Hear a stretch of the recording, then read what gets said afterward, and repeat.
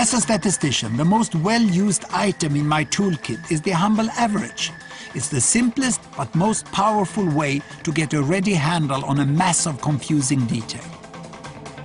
What's so great about an average is that you can take a whole mass of data and reduce it to a single number. And though each of us is unique, our collective lives produce averages that can characterize whole populations.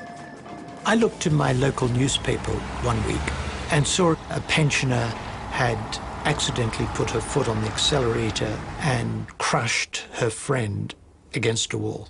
Devastating, hideous, horrible thing to happen.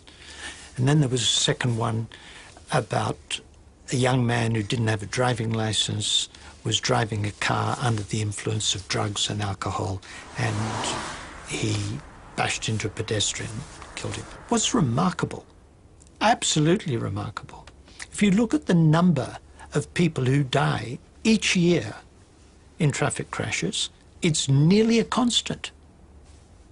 What?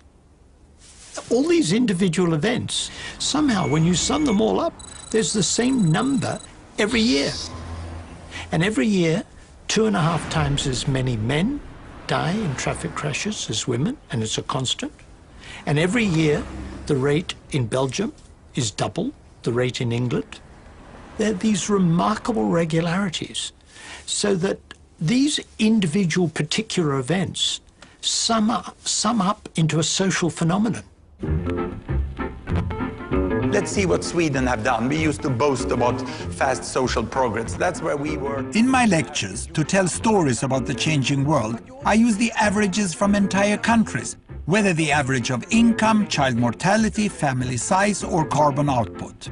Okay, I give you Singapore, the year I was born. Singapore had twice the child mortality of Sweden. It's the most tropical country in the world, a marshland on the equator, and here we go. It took a little time for them to get independent, but then they started to grow their economy, and they made the social investment. They got away malaria. They got a magnificent health system that beated both US and Sweden. We never thought it would happen, that they would win over Sweden. But useful as averages are, they don't tell you the whole story. On average, Swedish people have slightly less than 2 legs.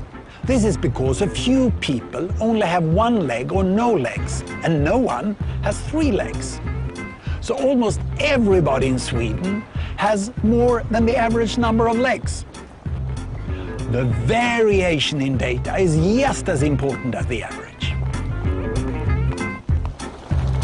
To find out more about the joy of stats, visit the Open University's Open Learn website.